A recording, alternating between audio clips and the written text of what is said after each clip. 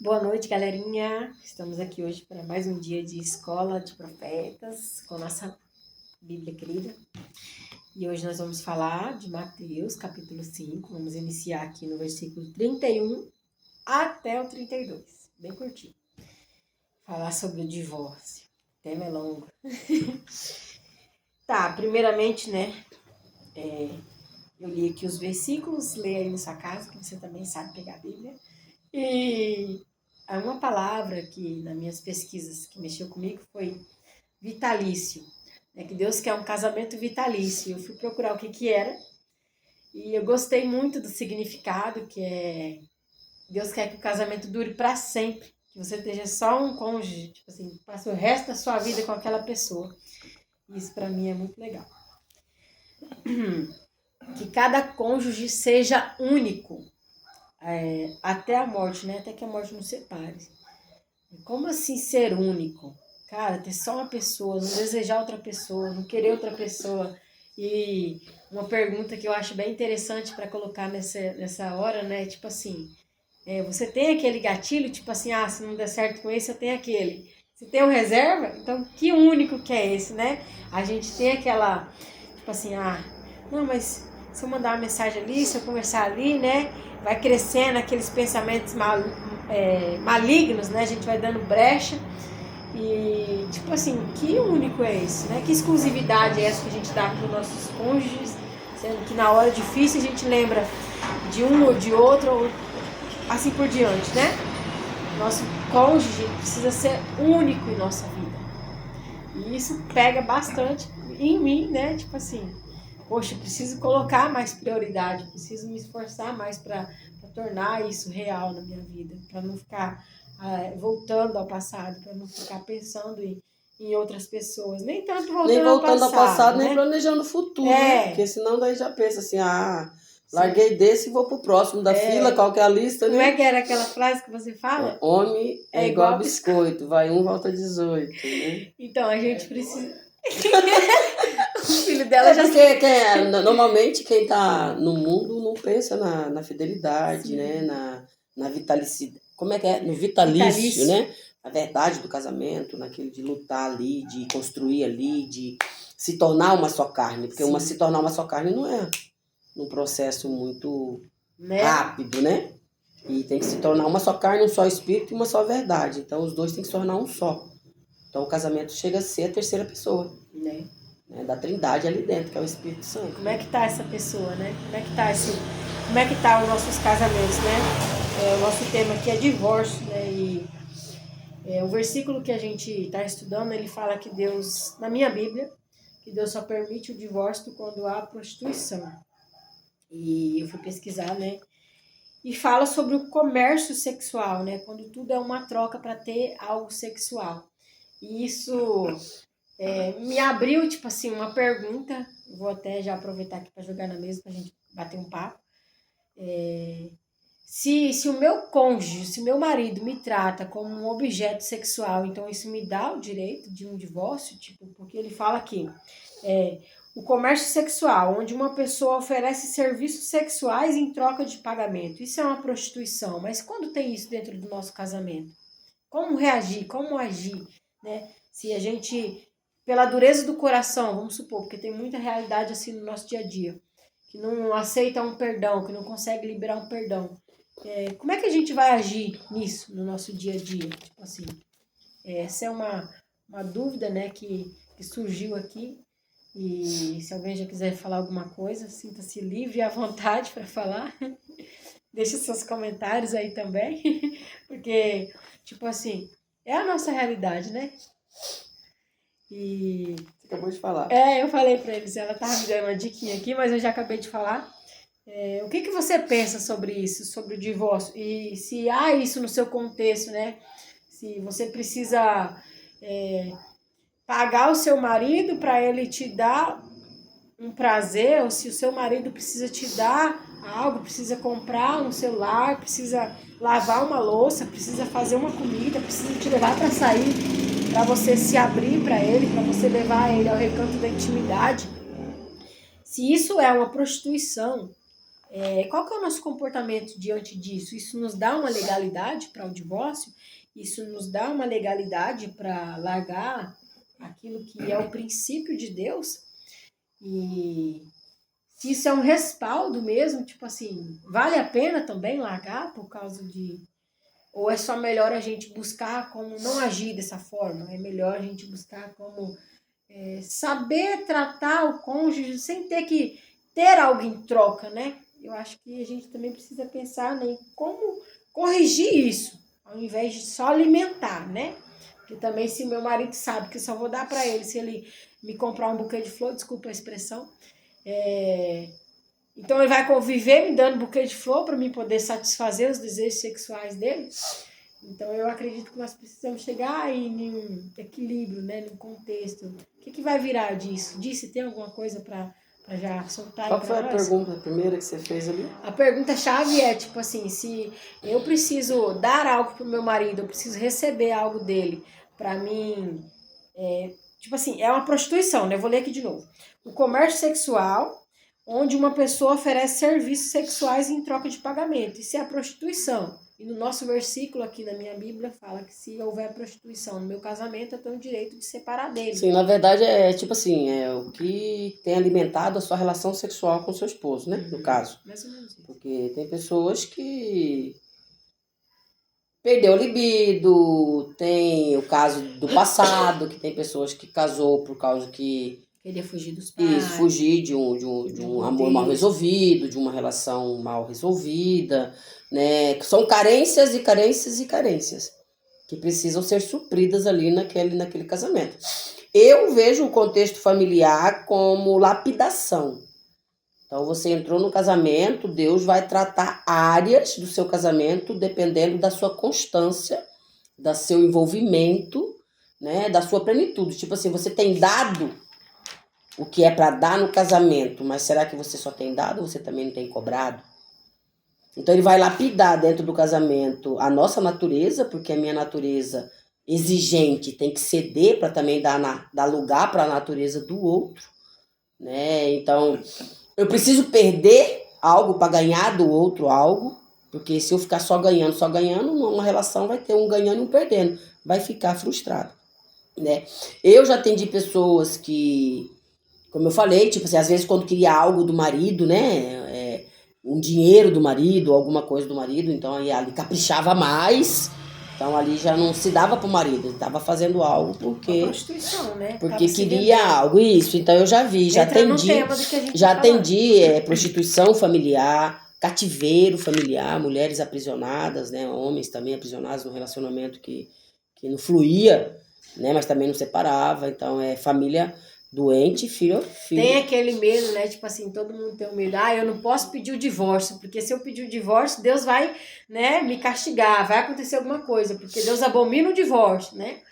Se Deus abomina o divórcio, ele colocaria duas pessoas extremamente diferentes numa casa, junto, sabendo que ia dar em divórcio? Bugou aí? Se fosse para se lapidar, né? Isso, então eu acho que o casamento é uma escola. Tava pensando. Né? Casamento é a escola do Senhor, é onde você vai aprender a descer para o outro aparecer, você vai aprender a calar para o outro falar, entendeu? Não é perder a sua identidade. Na verdade, quando a gente casa, a gente perde a identidade, porque tem que recuperar ela com dignidade ainda, e ainda tem que ressaltar a pessoa do casamento, porque eu sou uma, né? Eu sou a Edirlane, com a minha personalidade, a minha identidade. O meu esposo é ele, com personalidade, identidade, e o casamento nosso é a junção de nós dois. Então, essa separação leva tempo, tem que ter discernimento, tem que saber a hora de falar, a hora de calar, tem que saber como agir, tem que suportar as tempestades emocionais, as tempestades que surgem no dia a dia, tempestade financeira, tempestade cultural, tempestade de tudo, minha amiga. Ali são duas pessoas estranhas, morando dentro do ambiente que Deus fala que vai dar certo, né? Se você persistir. Então, família doente, filho carente. Então, a sociedade hoje está vivendo um caos justamente por causa dessa fragmentação familiar. Casou, não deu certo? Separou? Não é assim que funciona.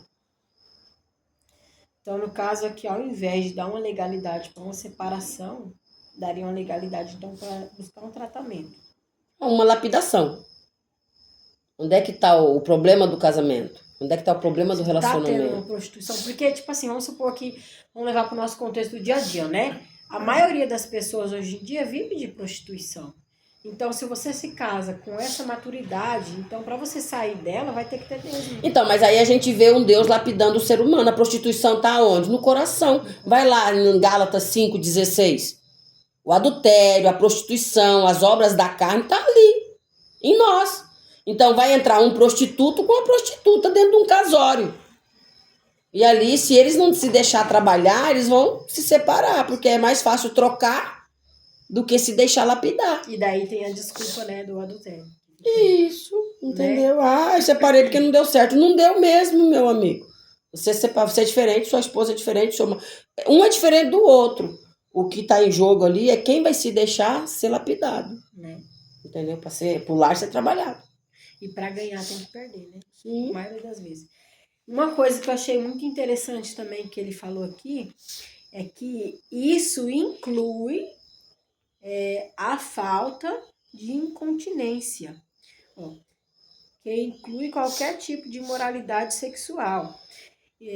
Não, tá aqui atrás, a incontinência. Tipo assim, a gente não ter também, no leito matrimonial, a gente casou e não ter esse contato com o nosso marido e ficar igual, só negando. Vou jogar um exemplo aqui.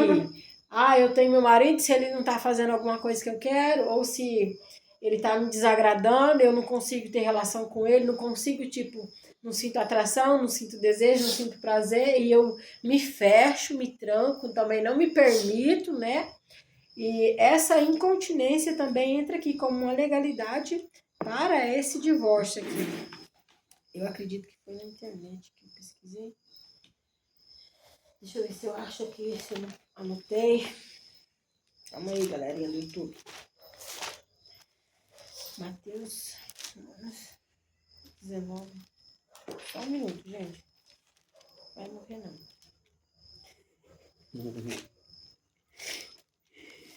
Só um minutinho. 19:9.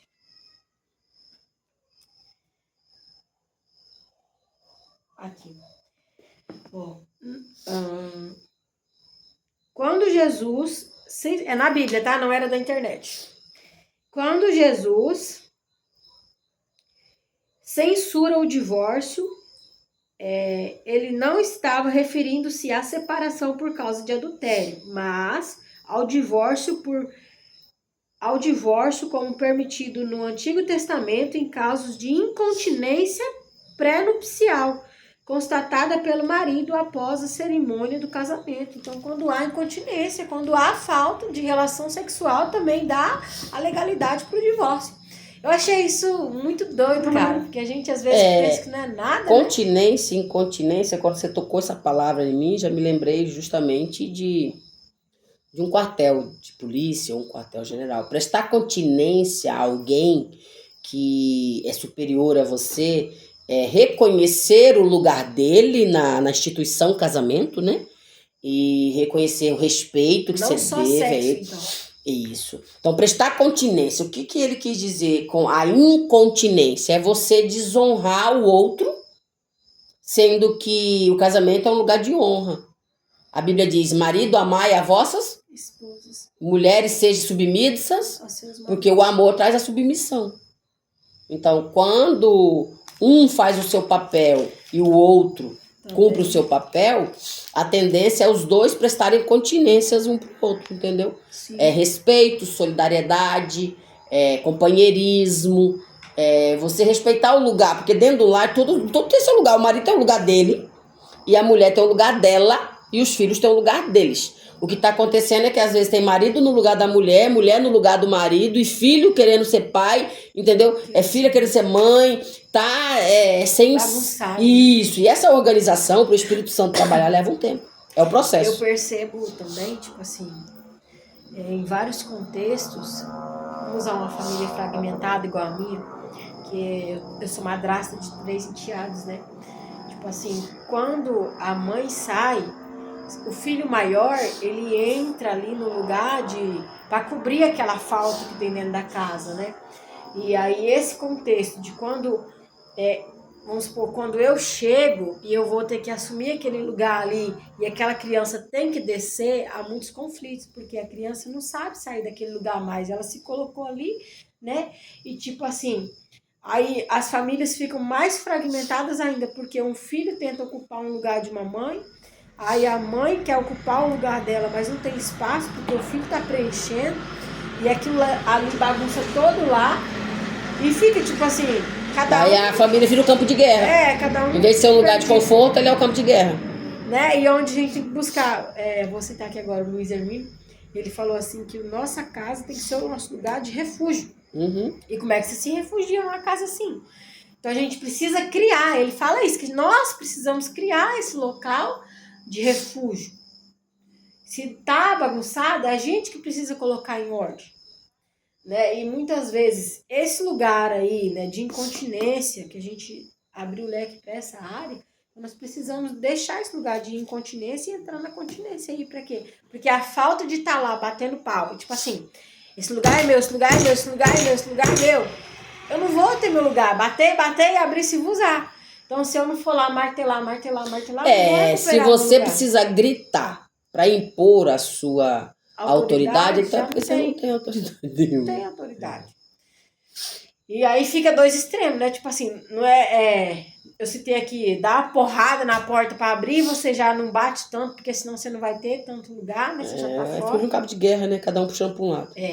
Nós precisamos buscar nesse equilíbrio aí que é algo difícil de se ter. A gente precisa andar na palavra, né, Bíblia? A Bíblia diz que, né, amiga? A Bíblia diz que a palavra é luz para o nosso caminho. Então, quando você resolve obedecer a Deus, você automaticamente vai desobedecer o que você quer. Os seus pensamentos, os seus sentimentos, a sua vontade. A sua vontade tem que ser cativa. Normalmente as nossas vontades só são coisas ruins. A sua vontade tem que ficar cativa ao Senhor Jesus. Né? O último ponto que eu vou falar aqui com vocês, tá tempo aí? É que ele me abriu outro leque, que é uma coisa que mexe muito nos casamentos de hoje em dia. Inclui qualquer tipo de imoralidade sexual. Ele dá essa ata aqui, essa abertura aqui na minha Bíblia. Eu fui pesquisar o que se trata de imoralidade sexual, e um dos temas que ele explicita lá, que deixa aberto, é a pornografia. Então, muita gente sofre muito com isso, por desrespeito à pessoa. Eu já vivi casos na minha escola, que às vezes as pessoas casavam antes, né, de terminar os estudos, assim como eu também fiz. A menina era casada com um cara e ele vivia na pornografia, e ela se desvalorizava, tipo assim, ela era uma menina bonita, era uma menina inteligente, era uma menina esperta, tipo assim, ela não entendia, sabe? Eu sou tudo, e ele quer um pornô, entendeu? E isso acaba com o casamento, acaba com a fidelidade, acaba com a confiança, acaba com a moral, porque isso é algo imoral, né? Traz um sentimento de culpa, né? Também, não tô cumprindo com o meu dever, tá faltando alguma coisa, tem um vácuo aí, né? Então, isso fala muito forte também, que, né, dá legalidade também aí para o divórcio, que está incluso aqui, né, que entra no lugar da imoralidade sexual, que é muito forte isso, né? Sim. Muito forte.